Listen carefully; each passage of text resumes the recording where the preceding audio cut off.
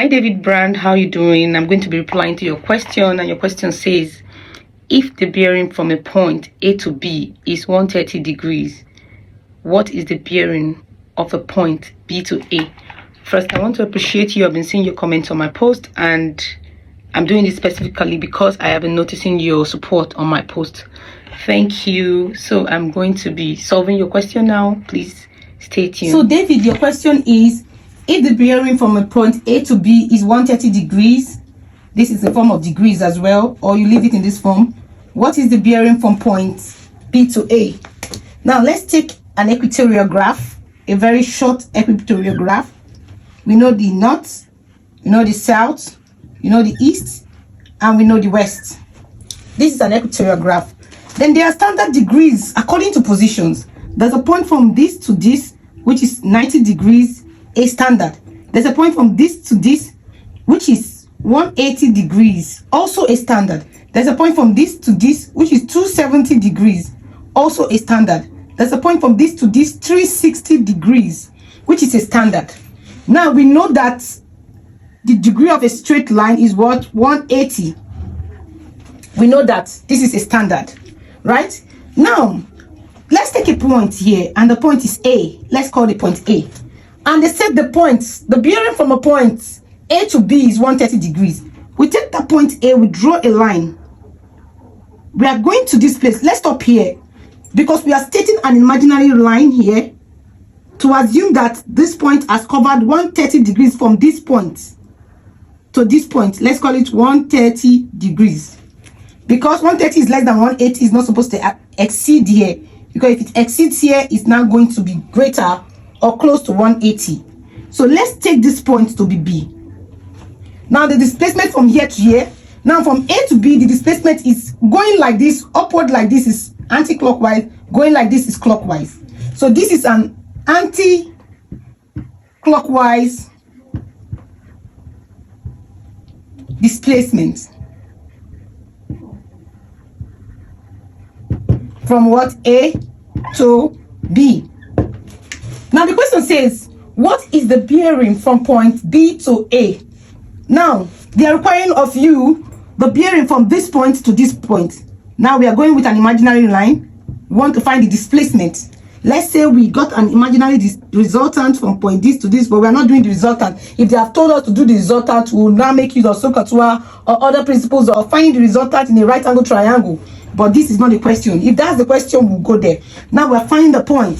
Let me tell you, there's a golden rule. We want to find the displacement from point, okay, for point B to A. So this is it, B to A. We want to find the bearing. Finding the bearing. Now let's take this. Let's take this golden rule. Rules to bearing. Now this is the golden rule. If, let's take one, the given degree is less than 360 degrees. 360 degrees is the standard degree, because from east, north, west, south, the total degree is 360 degrees. That is a standard. Any degree above this should be normalized back to 360 degrees.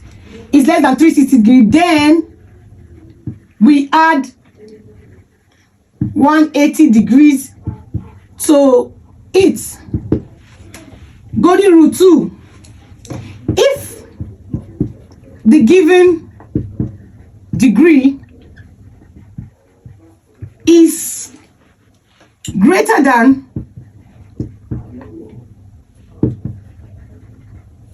360 degrees, then we subtract 180 degrees from the given degrees. You see what we did? Now let's maximize space. Because of space, let's maximize space. Now using, let's just say theta is a given degree. Theta must be less than or equal to 360. So many people have seen this in physics, they've seen this in mathematics. You can apply this in astronomical findings, this will help you. Getting the position of the Earth, the GPS settings, they use bearing in GPS, getting the position of the Earth, use bearing in space, and so on and so forth. Note this, the degree must be less than or equal to 360. Now, from our rules, we are taking rule number 1. If the given degree is less than 360, then we add 180, because the given degree is 130 degrees.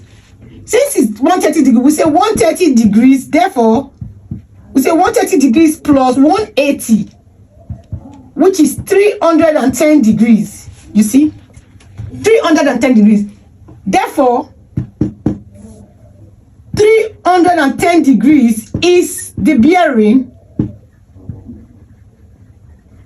from points B to A.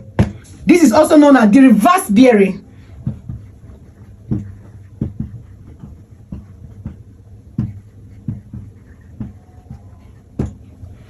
So this is it. If you don't understand, this is it. So if I need to explain the graph, this is very simple. This point from this point is right angle triangle of 90 degrees. From this point is another right angle triangle of 90 degrees, which is 90 plus 90, which is 180 degrees. From this point down here is another right angle triangle. From the point down here, another right angle triangle. I hope I don't complicate things. So that is the final answer. Let me not complicate it. So thank you, David Brand, MD. Here is it. David, thank you so much. I saw a lot of people resonating with your question, and I have seen your effort, time, and everything on my page. I really appreciate your shares, follows, repost, and everything. I appreciate. And here, I hope I've been able to solve your question. Thank you and gracias.